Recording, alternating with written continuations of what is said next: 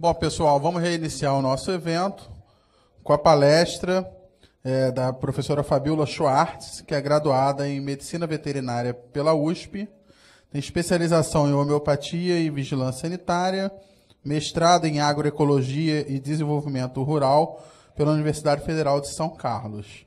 Atualmente sócia proprietária da SFS, Boas Práticas Agropecuárias e Traduções Técnicas, realizando consultoria em boas práticas agropecuárias, produção agroecológica e orgânica animal, bem-estar animal, homeopatia e fitoterapia animal e segurança de alimentos.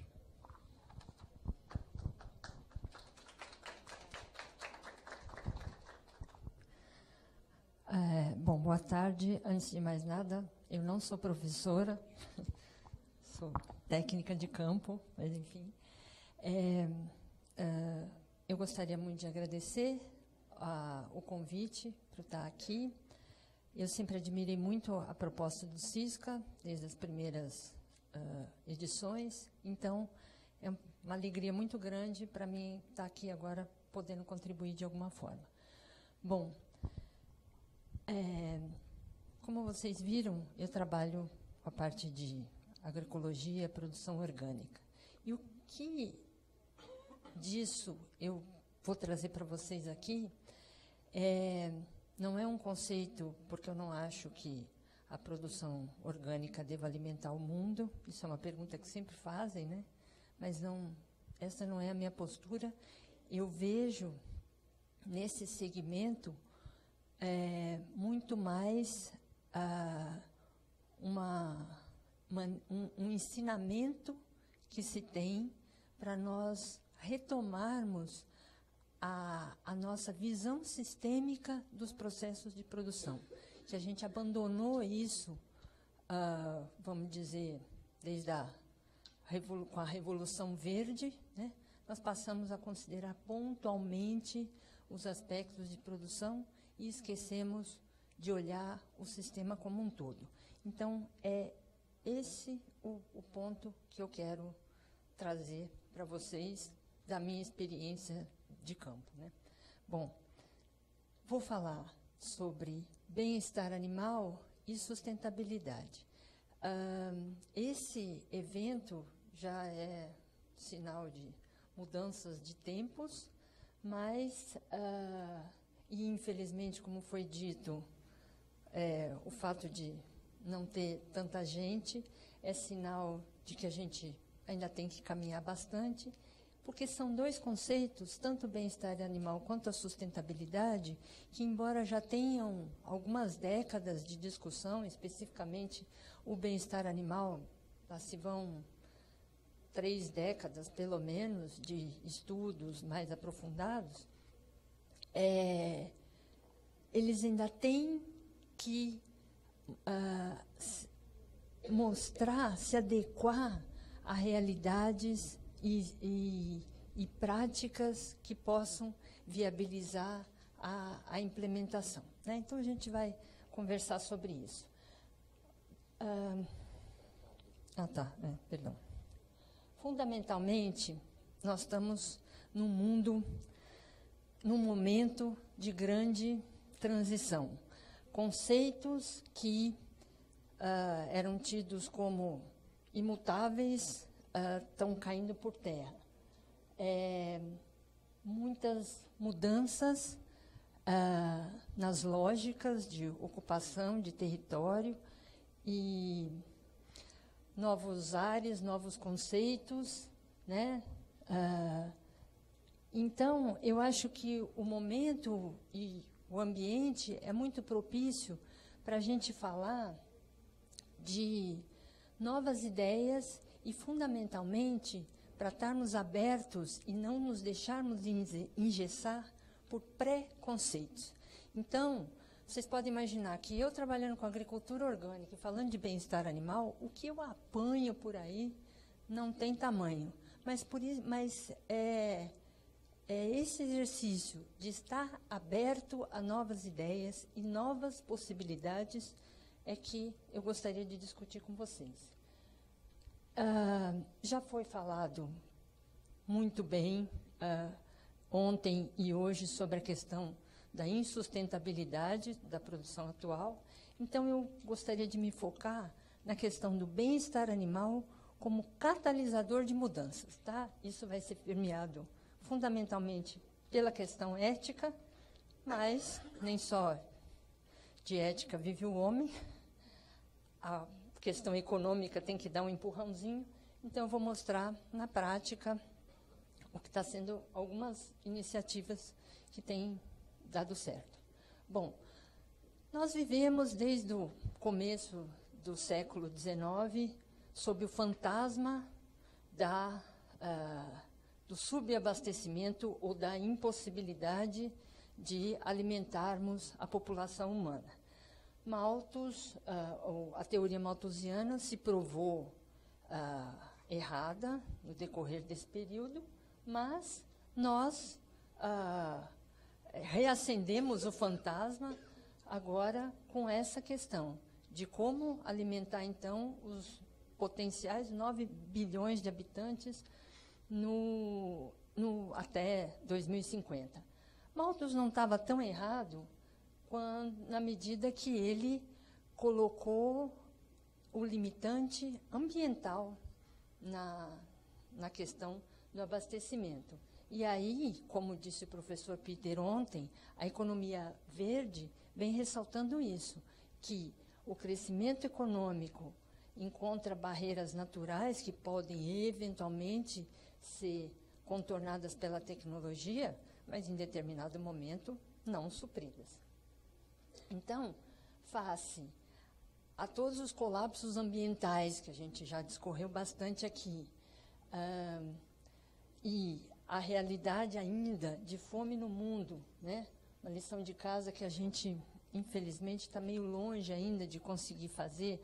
Somos, atualmente, 800 milhões de, pelo menos, subnutridos no mundo.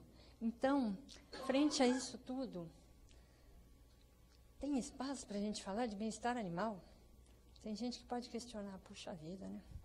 Mas, olha, por quê? Por que falar de bem-estar animal? Porque, na verdade, é uma relação, é uma integração que praticamente sempre existiu, é indissociável da sociedade humana. Então, vejam que tem registros da convivência ou da percepção do homem dos animais. Um dos primeiros registros é nessa caverna de Lascaux, na França, que datam de 17 a 15 mil anos. Quer dizer, isso é anterior à agricultura e à maioria das domesticações. Vejam que, atualmente, 1 bilhão de pessoas, dentre as mais carentes, mais pobres do mundo, dependem diretamente dos animais para seu sustento, alimentação. E o fornecimento seguro de alimento para essas pessoas depende da saúde e da produtividade desses animais. Aqui, a gente pode considerar a questão de segurança alimentar, isto é, a disponibilidade de alimento para essas populações. Mas tem um aspecto também de segurança do alimento, uma vez que muitas das doenças humanas são derivadas dos animais e a prevenção dessas doenças é importante para preservar a saúde humana. Como comentou ontem o senhor Luiz, dado da OIE, 60% dos patógenos humanos são de origem zoonóticas. Então, a gente tem, sim, que cuidar dos animais. Além disso, tem um lado que muitas vezes a gente não consegue quantificar e valorar, mas que é muito importante, sim, que é a questão do conforto e do convívio, e mesmo das questões culturais e religiosas que os animais têm para as pessoas. Bom, além disso, vejam que 25% das terras livres do planeta são utilizadas em sistemas pastoris, sendo que 33% são destinados a cultivos de grãos para alimentação animal. E esses números são bem para mais ou para menos, tem vários dados, mas, basicamente, a gente pode considerar que 50% da terra manejada destina-se à produção animal. Então, vejam a dimensão do que a gente está lidando. Não dá para ser leviano com relação a esse sistema e ao que a gente faz com ele. Então, o grande gargalo, ou um dos grandes gargalos, propriedade em que poderia se usar resíduos de culturas ou parte das culturas para alimentar esses animais, mas sempre, como disse, numa relação de suplementação. A hora que a gente passa a ter a competitividade pelos recursos, vejam que atualmente somente 55% das calorias produzidas por grãos vão alimentar diretamente as pessoas. 36% alimentam os animais, 9% vão para combustíveis e outros produtos industriais. Claro que a gente tem que considerar o valor dessa proteína, o valor desses alimentos. Mas, de qualquer forma, o que eu trago aqui é a ideia de que a gente precisa, frente a todas essas questões ambientais, buscar alternativas a essa competitividade. Então, ontem o professor Celso citou Vandré, eu cito Buda. Só há um tempo fundamental para despertar, e esse tempo é agora. Como mostrei, é uma abrangência muito grande, a questão tem um impacto muito grande para a gente postergar uma mudança de postura e de visão. Então, vejam, necessariamente a questão econômica e de segurança alimentar tem que se contrapor à questão ética de bem-estar e de meio ambiente? Será que eu tenho que abandonar tudo isso e ser vegetariano, ou então produzir orgânico? O mundo imposto pelo professor Webster, da Universidade de Bristol, eu vejo que ele contempla bastante o que a gente busca. Vejam, o objetivo da pecuária global é gerir a terra de modo a produzir bens e serviços de valor, buscando melhorar a qualidade de vida para os seres humanos, animais, domésticos e selvagens e todos os elementos do ambiente em que vivem. Esse objetivo deve abranger não só as nossas necessidades imediatas, mas ser também voltado à gestão dos recursos, sustentável dos recursos. Então, aqui eu insiro a questão do bem-estar animal, que eu vejo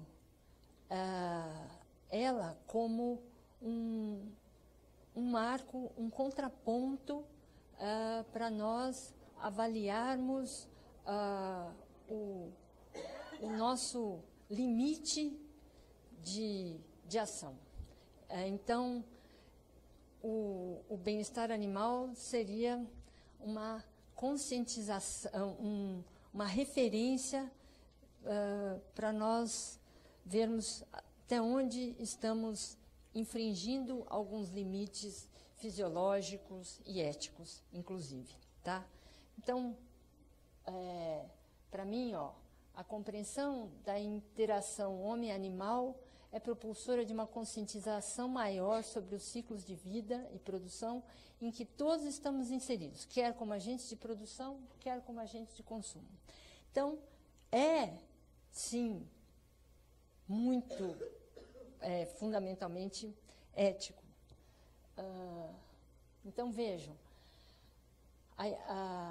aqui eu traço um paralelo entre a evolução ética, que foi proposta por Singer, em que a gente observa a evolução da consciência do eu, né? E a gente vai passando para a consideração de outros níveis do entorno da gente, né? Então, do eu para a família, para a tribo, passa a ver outras raças, animais, plantas e o universo como um todo. Essa evolução ética se reflete nas legislações que vão sendo discutidas e implementadas no mundo. Então, vejam aqui, ó, vocês me desculpem, não dá para ler, mas é uma lei de 1641 dos Estados Unidos que proibia, né, proibia maus tratos aos animais. Depois a gente vai evoluindo, Reino Unido, França e tal, e até a gente ter a promulgação. Desculpa, deixa eu retroceder aqui uma coisa. Em 65 tem a publicação do relatório Brambell, que é, vamos dizer, o marco zero na questão de bem-estar animal, que foi quando passou-se a investigar, a diagnosticar as condições que os animais estavam sendo criados nas fazendas e indústrias, né, como foi denominado na época. E, em função disso, teve uma comissão para avaliar o bem-estar dos animais de produção, que culminou com a publicação das 5 liberdades, né, que se tem que contemplar os animais visando o bem-estar deles. E, em 2012, a OIE encampa o conceito de bem-estar, promulgando também os princípios gerais para o bem-estar em sistemas de produção animal. Se a gente for pensar no Brasil,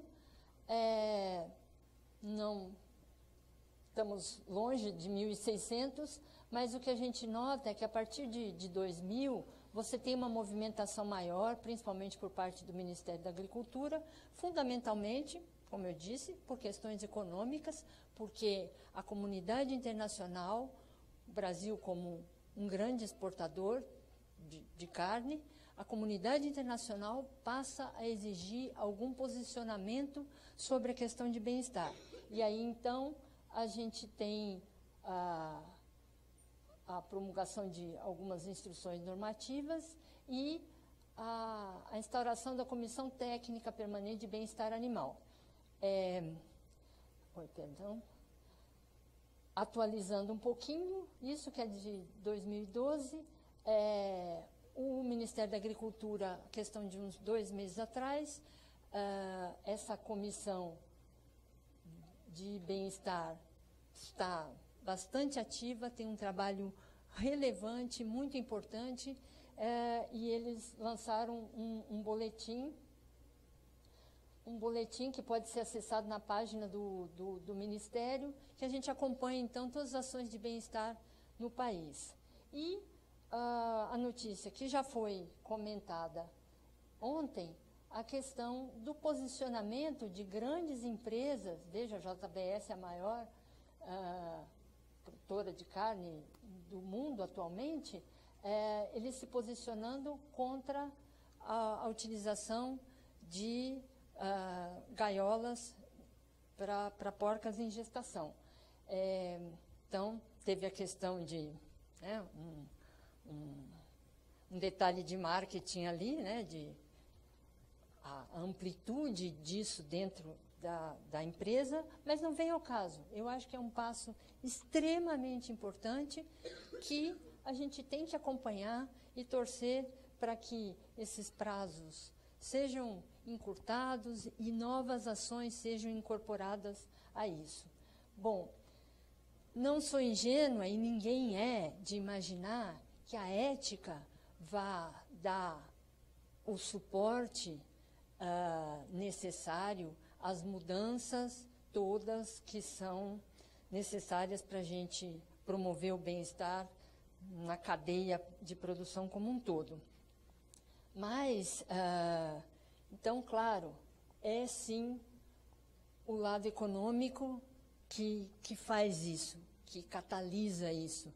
Para tanto, infelizmente, a gente tem uma lacuna muito grande de dados sobre as benesses que a implementação do bem-estar traz aos animais ou ao sistema produtivo. Por isso que foi muito importante ontem os relatos do professor Celso sobre as pesquisas que estão sendo feitas.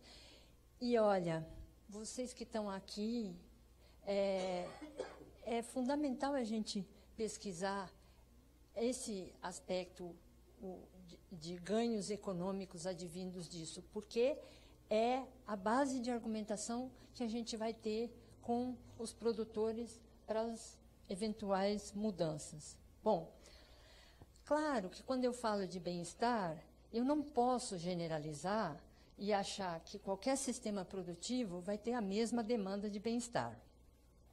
Vejam que num sistema de uma escala pequena, uma agricultura familiar, ou mesmo um sistema muitas vezes nômade em países pobres como a África, claro que a demanda de bem-estar vai recair fundamentalmente em cima de sanidade, nutrição, predação, eventualmente. E num sistema mais intensificado, vai haver impactos na questão de ambiência, na questão do comportamento. Por exemplo, em confinamentos, a questão de sodomia é um problema muito sério. Questão de manqueira, normalmente você tem muitos problemas com piso, com acúmulo de dejeto, e em função de um aporte calórico muito grande, você vai ter problemas de indigestão e coisas do gênero. Enfim, vejam que são problemas bastante díspares, né? A resolução deles é bastante díspare. Então, aqui, eu fiz um compilado comparando os principais problemas de manejo intensivo e extensivo das diferentes produções.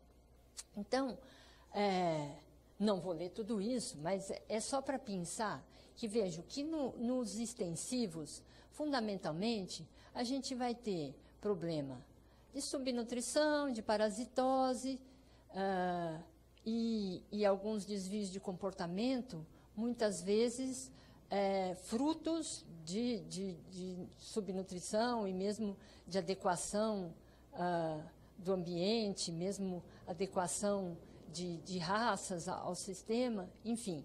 Mas, nos manejos intensivos, a gente vai ter problemas que, via de regra, são oriundos da massificação da produção, de superlotação e mesmo manejo errôneo em termos de instalação, problemas de ambiência. E, então, vejo aqui fraturas, né? Arrancamento de penas novamente, porque as causas são várias. Então, será que não é necessário a gente ter uma mudança de abordagem? E o que eu quero mostrar para vocês é que uma eventual diminuição de escala ou de abordagem no processo produtivo não necessariamente diminui a produção, que é o grande problema. Então, é isso que é o grande temor, né? Então, vejam que nós, como espécie humana, sempre, quando produzíamos visando o abastecimento próprio ou local, existia um equilíbrio com a natureza. A partir do momento que a gente passa a querer gerar excedente mais e mais e mais, instaura-se um desequilíbrio nessa relação com a natureza. Então, a gente tem o seguinte movimento, né?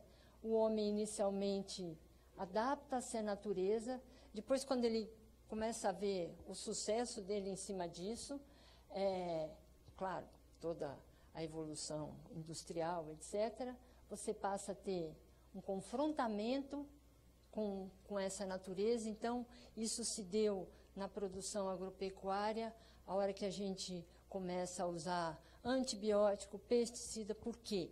Com a intensificação, o aumento populacional nas produções, você vai tendo maiores desafios, presença de patógenos, queda de imunidade, estresse nesse sentido. Então, sim, muitos sistemas só são viáveis com o aporte constante de antibiótico. Então, estou sempre lutando e refreando os sinais que a natureza e o sistema estão me dando de que, não está viável. Então, chega uma hora que a gente acorda, né? E eu espero que a gente já esteja pondo o pezinho neste momento. Então, aqui o homem passa a repensar o ambiente, reconstituir os ambientes que foram degradados e preservar os restantes. Então, essa considero a nossa lição de casa, já um pouquinho atrasada daqui para frente. Então, vejam, o caminho do meio, que eu comentei ali atrás, eu vejo que pode ser trilhado em alguns, né, desses aspectos. Então, vejam, começando aqui, defendendo aqui o meu peixe, as técnicas agroecológicas, fundamentalmente de preservação da biodiversidade, reciclagem de resíduos, ciclagem de biomassa e uma produção biomimética que a gente fala. Olha aí, então os mecanismos e as ferramentas da natureza estão aí mostrando para a gente, controle biológico, relação de ciclagem de resíduos, tudo, está aí. Por que nós não vamos nos espelhar nesses mecanismos para aproveitá-los? Então, mas só isso é o suficiente? Não, gente. Temos tecnologia e temos que utilizá-la bem. Então, está aí a agricultura de precisão, com irrigação, com adubação, como o professor Marcos falou hoje, nutrição, tudo de precisão para a gente utilizar adequadamente os recursos, focadamente os recursos, que cada vez estão mais escassos. A genética animal e a ambiência, todo mundo trabalhando em conjunto. A ideia é somar tecnologias e não diminuir ou dividir, né? Tem acertos na cadeia, né? Hoje em dia, estima-se perdas de 25% da produção na cadeia toda. Então, a gente tem muito a trabalhar em toda a cadeia. Eu acredito muito na questão do desenvolvimento de comércio local e regionalização da produção. Por quê? Para abastecer tudo? Não. Mas primeiro, maior contato do produtor com o consumidor. Isso é uma questão até educacional, para ele conhecer o meio ambiente dele, para ele conhecer de onde está vindo o alimento dele, porque aí ele passa a se preocupar com tudo aquilo. Você só se preocupa com o que você conhece. Haja vista também as pesquisas que o professor Celso mostrou ontem. Então, isso é muito importante. Além do que, tem muitas situações que você vê um alimento produzido aqui hoje, vai até um centro de distribuição a 300 quilômetros longe, para depois voltar de volta aqui, no local de origem. Então, a gente tem muito a pensar também na questão de logística e de todas as pegadas de carbono embutidas na distribuição. Além de que, tem-se que considerar que, sabidamente, todo o volume de produção de alimentos no mundo atual, sabidamente é suficiente para alimentar os 7 bilhões de pessoas. O grande gargalo, claro, político, sem sombra de dúvida, mas é uma questão de distribuição também. Então, a regionalização de produção, até uma escala, com certeza pode suprir muito deste gargalo aqui. Eu tenho um relato de uma produtora de Brotas, no estado de São Paulo. Eu acho que eu não vou ter tempo de mostrar, mas depois, se tiver, eu até mostro, que ela trabalha com um mix de produtos, enfim, é uma coisa muito interessante e ela defende muito isso aqui. Menos o que ninguém quer ouvir é isso, a eventual diminuição do consumo de produtos de origem animal e, obviamente, de bens materiais, né? Isso nem se fala. Mas a diminuição de produto de origem animal, eu não estou pensando, não, a nossa alternativa é necessariamente diminuir o consumo, porque não vamos alcançar as metas, vamos dizer, ou a demanda de abastecimento. Não, gente, vamos pensar que nós estamos comendo em excesso, sim. Então, tem muita gordura para ser cortada aí e, então, como disse, ali, o bem-estar animal, berrando, gente, vocês estão exigindo demais de mim. Então, sim, nós podemos nos dar ao luxo de diminuir um pouquinho em prol do bem-estar, em prol do planeta como um todo, tá certo? Bom, então, tudo isso a gente visando a tão ansiada sustentabilidade. Bom, e aí? E para eu convencer, então, economicamente, a viabilidade da gente pisar no freio um pouquinho. Eu considero que a epigenética, que é o estudo da metilação de algumas cistinas no DNA, o estudo disso pode trazer muitos argumentos e muitas ferramentas de manipulação da produção, né? Então, vejam que o que tem se visto é que o que sempre se acreditava, né, que a herança genética, né, que se passa de gerações, está lá, está tudo definido no DNA e eu passo para as gerações seguintes. O que tem se visto é que o meio ambiente tem, sim, influência sobre a manifestação do genoma no fenótipo. E essas manifestações, essas mudanças, são influenciadas por fatores como nutrição, estresse calórico, medo, etc. Então, está se investigando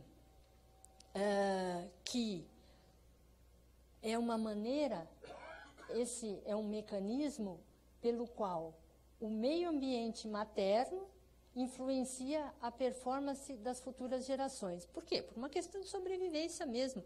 Como que uma mãe, num ambiente hostil, pode avisar, ou pode preparar a futura geração, pode adaptar a futura geração, a não ser pelas questões, recursos de mutação e outras mudanças genéticas que a gente já conhecia? Como que é feita essa adaptação? Então, está se vendo que é através de algumas metilações estratégicas. E aí, o conhecimento, a pesquisa de como vão ser os padrões de metilação favoráveis ou não, é um grande pulo do gato para a gente trabalhar a produção, aprimorar e, fundamentalmente, para o bem-estar animal. É um argumento maravilhoso, porque eu vou dizer, olha, trate bem, sim, esta geração, porque os efeitos deletérios podem estar sendo imprimidos na geração futura e numa terceira geração, porque se a gente considerar uma fêmea aqui, as células germinativas dela já estão sob o imprint desse ambiente favorável ou desfavorável. Então, gente, prestem atenção nas pesquisas que vão vir, tem muita coisa já sendo produzida. Por exemplo, tem alguns trabalhos que mostram uma diferença ínfima, porque também é muito difícil você isolar os argumentos, você isolar as variáveis para dizer, não, isso aqui foi um efeito epigenético e não foi, sei lá, uma questão nutricional pontual ali, enfim. São pesquisas que demandam mesmo análises estatísticas elaboradíssimas, complexas, mas eu deposito muita esperança que a epigenética vai trazer para a gente argumentos valiosíssimos e ferramentas valiosíssimas para a gente argumentar em favor do bem-estar animal e, efetivamente, implementar o bem-estar. Tá bom? Bom, e aí? O que já se tem de palpável? Como é que a gente está... O que está se vendo, produzindo em termos de pesquisa, mostrando que, olha, a gente tem que pisar no freio, sim, e ter ganhos com isso, né? Mas, eventualmente, não é o melhor, né? Então, vejam que até alguns anos atrás, preconizava-se o uso de 23 horas de luz nos galpões de frango de corte. E o que se foi ver é que, com o uso deste fotoperíodo extremo, você tem uma inversão do objetivo, né? Que era fazer com que o animal estivesse sempre alerta, sempre comendo, para ganho de peso o máximo possível. E o que se viu é que isso leva a alterações fisiológicas tais, né, muito imputado na alteração da produção dos ritmos diários de melatonina, tudo, que você vai causar um efeito contrário, quer dizer, uma diminuição no consumo de alimentos, uma letargia, alteração de comportamento, enfim. Então, hoje em dia, já se trabalha com 14 a 17 horas, que em muitas regiões do país, e dependendo do período do ano, acaba sendo o regime de luz natural. Então, vejam, a fisiologia está indicando, tem uns limites da gente exacerbar, né? Eu não trabalho com suíno. Esses são uns relatos que uma colega que trabalha com suinocultura na Itália, ela me passou observações dela. Então, vejam, a questão de custo, né, que nos move. Mas vejam o que ela diz, tratar bem os animais não significa necessariamente um custo adicional. Não custa acompanhar os animais com aparador ao invés de com bastão. Não sei se vocês já viram produção de suíno, se você vai com uma tábua, em vez de ir com aquele bastão que dá choque, você vai com uma tábua, com um compensado, e você vai conduzindo o animal. E ele vai numa boa, sem estressar. Perdão, eu estou me degladiando com isso aqui. Não custa deixar o caminho livre para o animal, que ele não se distraia e não pare.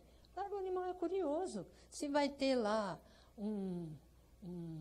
como o professor Celso ontem, o professor Celso no caminho, ele vai parar. Ou um saco de ração, ele vai parar, ele vai cheirar. Então, se você quer conduzir o animal, você quer fazer uma mudança de baia, um manejo qualquer, deixa o caminho livre. Por que vai estressar o animal e você? Outra coisa, você está lidando com leitão. Custa pôr o bicho no chão, peguei e pus, ao invés de pegar e jogar? Sabe, são coisas sutis. Claro, isso vamos ter que depender fundamentalmente da mão de obra, que é o nosso gargalo maior. E como comentou o professor Júlio, é um dos pontos né, que a gente acaba tendo mais trabalho que tudo. Às vezes a tecnologia até está dominada, mas na hora de você convencer a equipe ou trabalhar com essa equipe, as coisas ficam mais difíceis. Apesar de que também concordo e vivencio tudo aquilo que o professor Celso comentou, que a hora que você prova por A mais B, que você mostra os ganhos para todo mundo, às vezes é uma questão de ergonomia para o trabalhador também. A hora que você prova isso, quem que não gosta de trabalhar num ambiente bom? Quem que não gosta de estar vendo um bicho não estressado, que inclusive você vai correr menos risco dele te atacar, dele se revoltar contra você? Então, gente, questões que têm que ser lidadas, mas que não vão imputar em grandes custos. E, por exemplo, você usar os conhecimentos de fisiologia, né? Tocar na porca, na região lombar, durante a inseminação, isso tudo deflagra a liberação hormonal, toda a lubrificação vaginal, que você vai implementar a efetividade de uma cobertura. Então, vejam, não gastei um centavo, tá? Tem um tempo, talvez demore mais, mas não demora mais o tempo que o bicho fica empacado ou o estresse que ele tem naquele momento, certo? Bom, outra coisa, aí então vamos falar de ganhos. Vejam que foi numa empresa na Espanha que foi feita então a mudança do sistema convencional, onde as porcas estavam em celas parideiras o período inteiro da gestação. Foi feita a mudança então para lotes lotes conjuntos fora de cela parideira. Então, óbvio que você tem aqui um aumento dos custos, mas no cômputo geral teve-se um ganho de 48 centavos de euro por leitão desmamado. Vejam, os animais terminaram, o peso a desmama foi igual nos dois sistemas e você teve esse lucro. Então, dá para pensar, né, em sair da cela parideira, diminuindo um pouco o número de animais, tá? Porque a área ocupada é maior, mas está aí, ainda tendo lucro. Vejam esse experimento, quando a gente contempla as necessidades de manifestação de alguns comportamentos naturais. Então, o que eles avaliaram? Na porca é muito forte a necessidade de construir ninho nas semanas que antecedem o parto. Então, veja, fizeram um experimento, colocaram um animal em gaiola fechada, mas puseram uma quantidade de serragem para ela fazer o ninho. No outro, era um recinto, ela estava fora da gaiola e puseram também uma quantidade de serragem para ela trabalhar. E numa outra, estava também um recinto aberto, fora da gaiola, assim, né? Mas puseram diferentes materiais e bem abundantes para ela fazer o ninho dela. E o que se viu é que houve um estímulo maior, né, no comportamento materno dela, houve liberação hormonal, aqui eu resumi, mas você teve um aumento de liberação de ocitocina, de prolactina, né, que então são hormônios que vão preparar todo o parto e a lactação, e os cuidados dessa porca com a prole no pós-parto foram muito mais prolongados e intensificados. Então, vejam, vou usar meu direito democrático de passar um pouquinho também, mas é rápido. Então, vejam que aqui eu estou, eventualmente, desmamando mais leitões por leitegada. um trabalho uma conquista que é difícil, que normalmente você põe em cela maternidade, não deixa a porca virar nem para um lado nem para o outro, porque ela pode esmagar os leitões. Agora, se ela mesma vai tomar cuidado ao se deitar depois do pós-parto, ela está trabalhando a nosso favor, tá certo? Então, vejam isso. Bom, as questões de utilização de pastejo rotacionado e silvopastoreio, já foi falado bastante aqui a questão dos ganhos ambientais, né, decorrente desses sistemas, mas tem muitos ganhos de bem-estar também. Então, na questão de ambiental, como o professor Marcos citou, mas aqui eu acho bastante interessante essa comparação que foi feita num projeto que tem tanto na Colômbia quanto no México.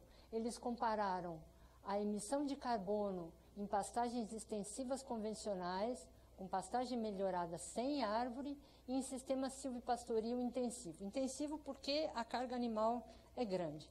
Então, vejam que, embora exista uma emissão média de metano maior nesse sistema, a produção de carne é maior também. Então, eu vou diluir a emissão do metano por tonelada de carne produzida e uma área necessária para essa produção também reduzida. Então, como já foi bastante falado aqui, se eu faço um manejo adequado de pastagem e da relação toda de árvores, arbustos, eu estou mitigando o efeito, né, da emissão de metano das produções a pasto, vamos dizer, né? Então, não necessariamente a gente precisa intensificar e confinar para contemplar a questão ambiental e a diminuição do metano aí.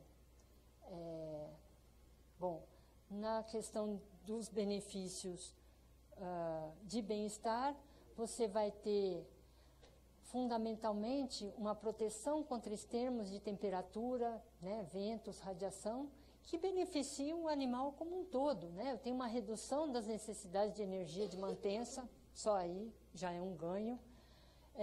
Efeitos sobre a fertilidade, você tem problemas em viabilidade, tanto em produção quanto em viabilidade espermática nos machos, né, sobre efeito de calor, mesmo as fêmeas também, e os recém-nascidos, claro, que vão sempre se beneficiar da proteção desses extremos de temperatura. Enfim, são muitos benefícios, tem a questão de parasitose, inclusive, enfim, tem muitas pesquisas nessa área que demonstram os N aspectos de ganho com desse sistema.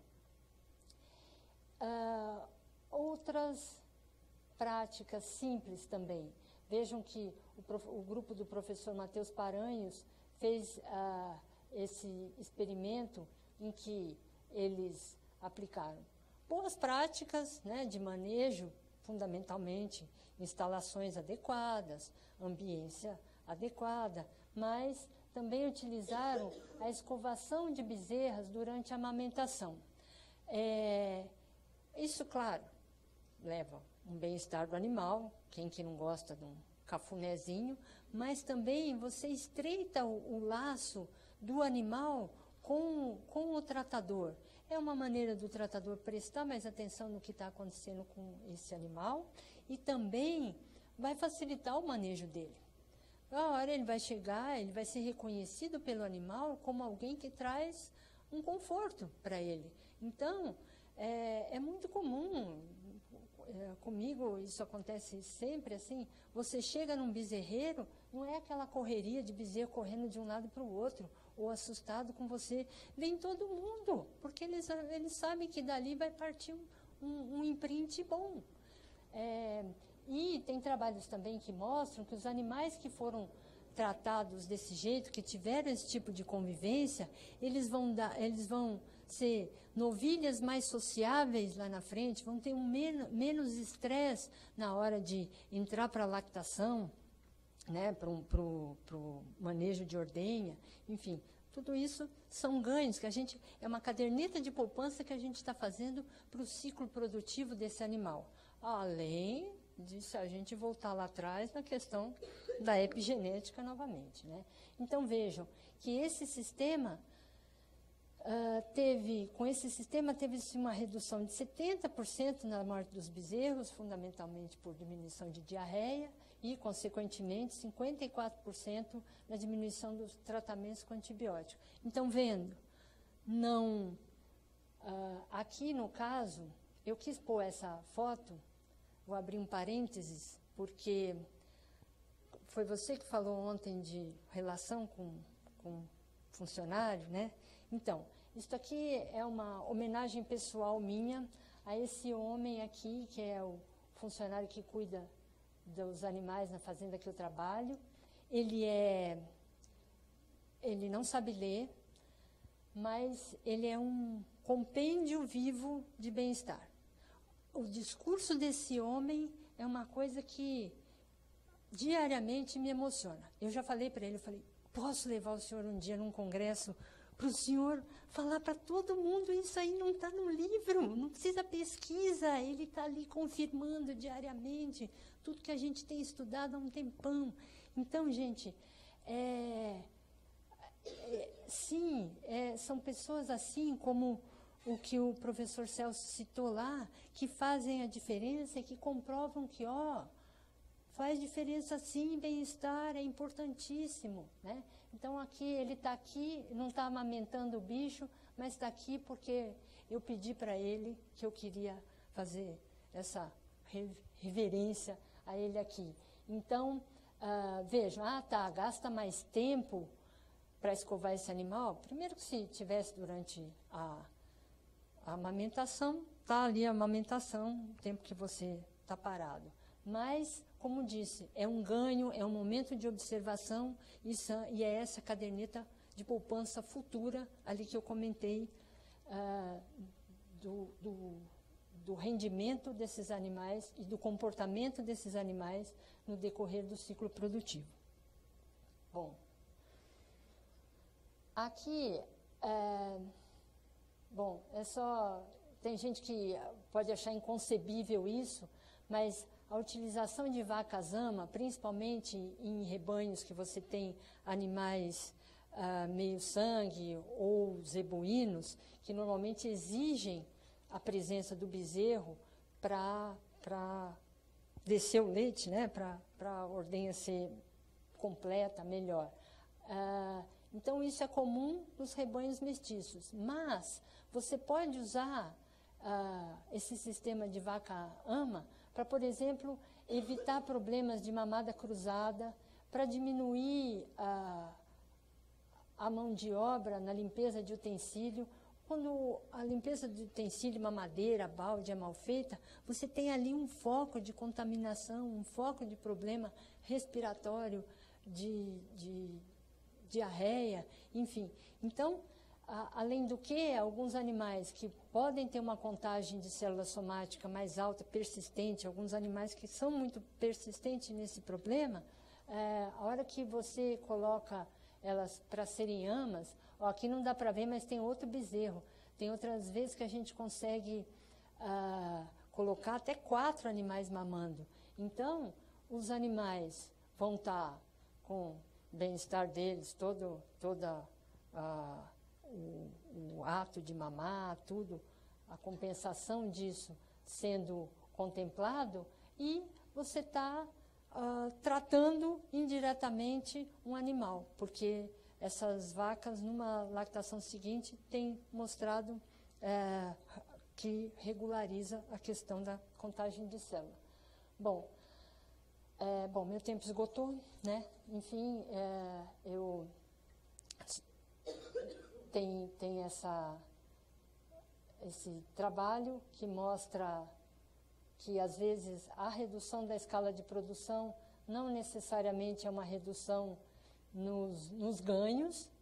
E isso é um trabalho holandês, mas que, se a gente for pensar também num lado social, hoje em dia, como eu mostrei ali na frente, todas as imigrações que estão tendo, uma desestruturação das cidades, vamos dizer, né? Potencial. A Europa está sendo invadida por imigrantes. Quer queiram, quer não, eles vão ter que lidar com isso, né? Não dá para empacotar todo mundo e mandar de volta. Tem gente que está querendo isso, mas, de qualquer forma, se eu tiver um sistema que me remunera mais e eu tenho que ter mais propriedades para contemplar um todo, no caso a cota holandesa ali de 10 bilhões de leite, eu estou favorecendo um lado social, que, claro, a tecnologia pode facilitar em muitos aspectos, mas, muitas vezes, a gente tem sim que pensar nesse social. Bom, não vou entrar nessa questão de redução de consumo, só tem aqui que vejam, em termos de saúde, o que é preconizado é a ingestão de 100 a 175 gramas de proteína por dia, proteína animal, o que faria de 37 a 64 quilos de carne por ano. Nos países desenvolvidos, você já tem isso, nos Estados Unidos é de 120 a 200. Então, como eu disse, tem margem para diminuir sem ninguém passar privações, certo? Bom, tem aí alternativas a serem consideradas, né, para substituição de soja e mesmo alimentação humana, sei lá, isso aí, antes da carne sintética, enfim, são aspectos a considerar. Tá bom? Muito obrigada.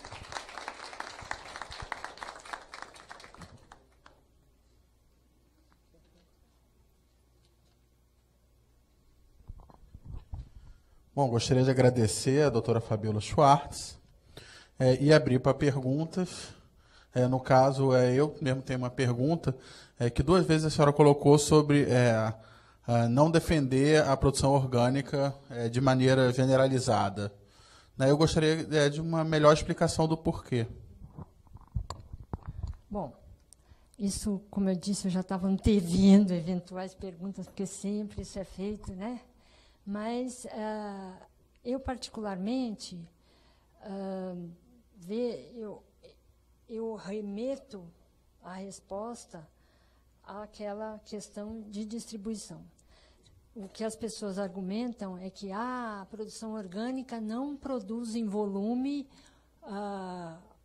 o suficiente ou comparativamente à produção convencional, então não pode alimentar o mundo. Pergunto, com a produção atual, nós estamos alimentando o mundo? Então, eu particularmente acredito que e tem trabalhos que provam isso, não é só eu, né, achando, que a hora que você respeita todos os sistemas ambientais, tudo que ele vai te gerar de benefício em cima disso, e mesmo se você considerar a produção local, como eu disse, então, várias pessoas, né, produzindo e distribuindo numa área menor, você poderia, sim, eu entendo que você pode preencher esse todo, né? Claro, tem muitas questões aí no meio, mesmo, não sei se um dos professores, quem que estava falando comigo, a questão de mesmo pegada de carbono, tudo, ser menor em algumas produções mais eficientes, em locais mais adequados do mundo, e você levar isso para outros, para um local de consumo, mesmo que distante, a pegada de carbono ainda é menor. Mas, como disse, a gente não pode ser radical para lado nenhum. Eu acredito que uma produção orgânica ia falar, vai ser mais caro. Não, se aumentar e se o sistema estiver bem implementado, você torna isso, claro, oferta e demanda, preço simples, conta simples. Você baixa esse custo e pode, sim, abastecer os vários locais. Então, com certeza, não sei se alimentar o mundo todo, mas eu penso que essa mudança de sistemática de produção e de comércio e de relação com produção e produto e cliente seria extremamente benéfica para o abastecimento e para a sociedade em si. Bom, mais uma vez eu agradeço, né? Vou convidar a Luísa para entregar o certificado. E a gente vai parar agora para almoço e retornar às 13h30. Com a apresentação do professor Ricardo.